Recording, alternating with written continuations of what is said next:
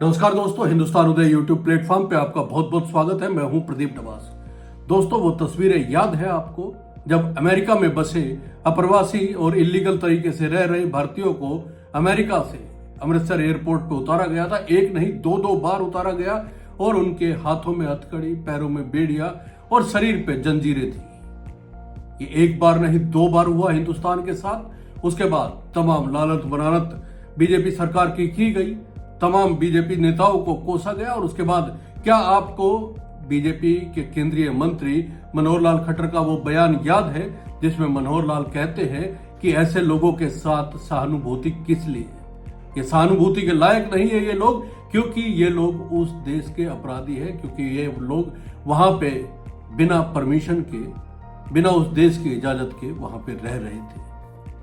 दोस्तों, रह तो और भी देशों के लोग रहे थे। अब भारत के पड़ोसी मुल्क नेपाल में अमेरिका ने 8 नागरिकों का जत्था भेजा है जो इलीगल तरीके से अमेरिका में रह रहे थे।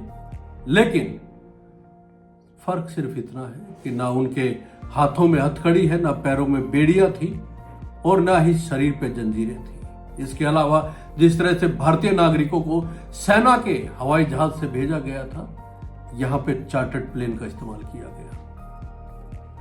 अब देखिए, फर्क देखिए, नेपाल के लोगों को चार्टर्ड प्लेन से भेजा गया। नेपाल के लोगों के हाथों में ना हथकड़ी थी, ना बेड़ियां थी पैरों में।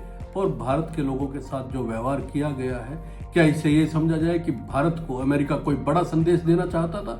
क्योंकि मैक्सिको और दूसरे देशों के जब नेताओं ने इस पे विरोध जताया था और अपना विमान भेज के अपने नागरिकों को सम्मान समेत अपने देश में वापस बुलाया था, तो क्या भारत ऐसा नहीं कर सकता था? इसको लेके लगातार भारतीय सरकार की, केंद्रीय सरकार की, भारतीय जनता पार्टी सरकार की आलोचना हो रही थी। और इस बीच ये जो वीडियो आया है जिसमें नेपाल के 8 नागरिकों को नेपाल के त्रिभुवन एयरपोर्ट पे उतारा गया, उनको लेके फिर से एक बार भारतीय जनता पार्टी की, केंद्र की सरकार घिरती हुई नजर आ रही है।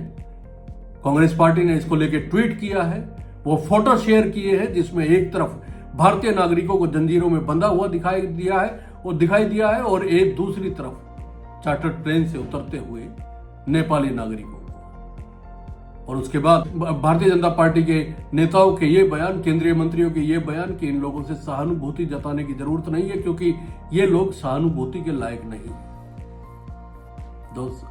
दोस्तों, अपने नागरिकों के साथ इस तरह का व्यवहार होते देख निश्चित तौर पे आपकी, हमारी, सबकी आंखें शर्म से झुकती हैं। इतना ही नहीं, मैं बार बार कहता हूं कि क्या डोनाल्ड ट्रंप भारत को कोई मैसेज देना चाहते हैं?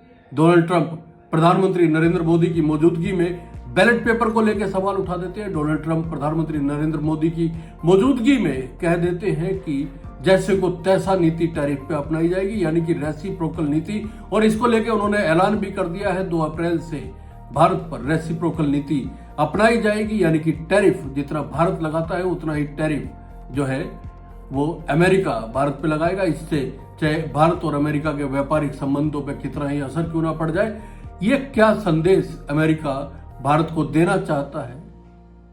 और दूसरा सवाल ये है कि क्या अमेरिका में सिर्फ भारत के नागरिक इस तरीके से रहे हैं जो डंकी के रास्ते अमेरिका में गए, जिन्होंने अमेरिका में शरण ली है, जिनके पास कागजात नहीं थे?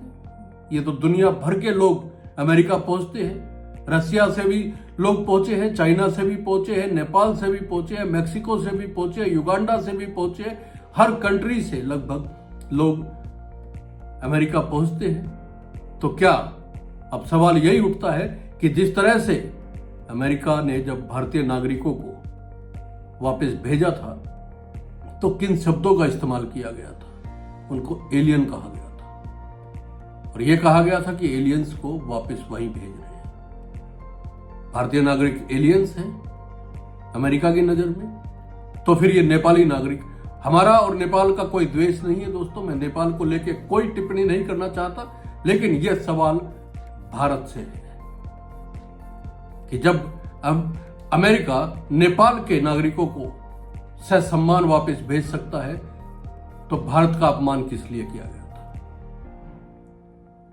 आप सम्मान नहीं कर सकते हैं तो अपमान करने का अधिकार आपको किसने दिया है? आप रेसिप्रोकल नीति अपनाइए, ये भारत का और आपके बीच का व्यापार का मामला है और व्यापार में जिसका फायदा होता है वो उसी तरह के कदम उठाता है।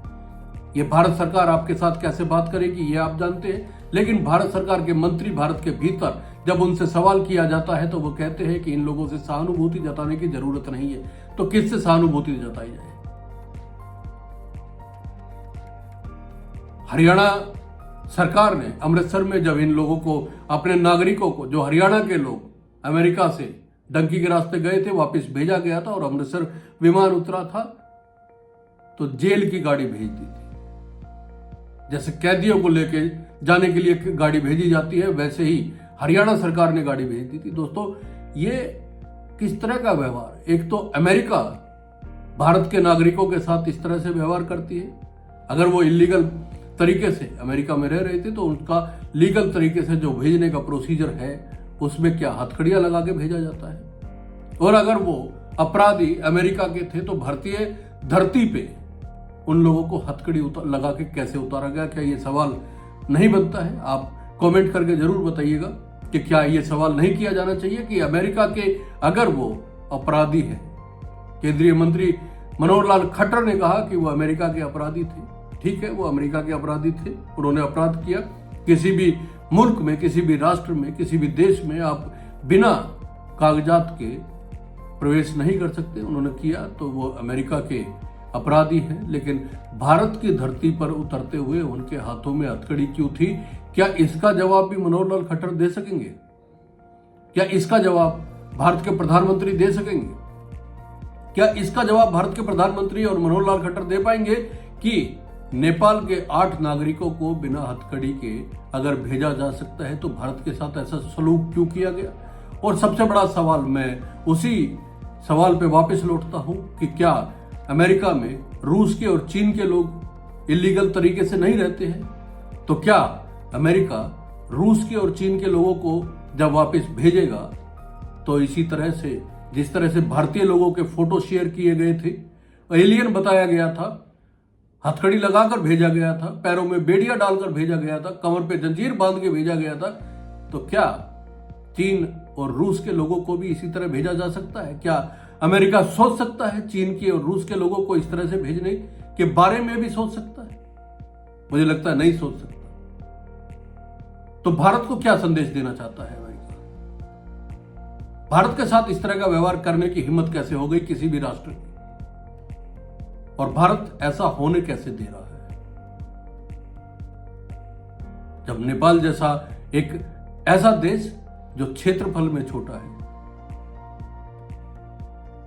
जो अर्थव्यवस्था में कमजोर है, उसके बावजूद उसके नागरिकों के साथ ऐसा व्यवहार होता है, तो भारत तो अपने आप को विश्व गुरु कहता है। क्या विश्व गुरु के नागरिकों के साथ ऐसा व्यवहार उचित है? दोस्तों, कमेंट करके जरूर बताइएगा। और नेपाल के लोगों को ससम्मान वापस भेजना और भारत के लोगों को हथकड़ी, बेड़ियां और जंजीरों में जकड़े हुए वापस भेजना और एलियन बताना, इसको लेके आप क्या सोचते हैं? कमेंट करके जरूर बताइएगा। बहुत बहुत धन्यवाद। नमस्कार।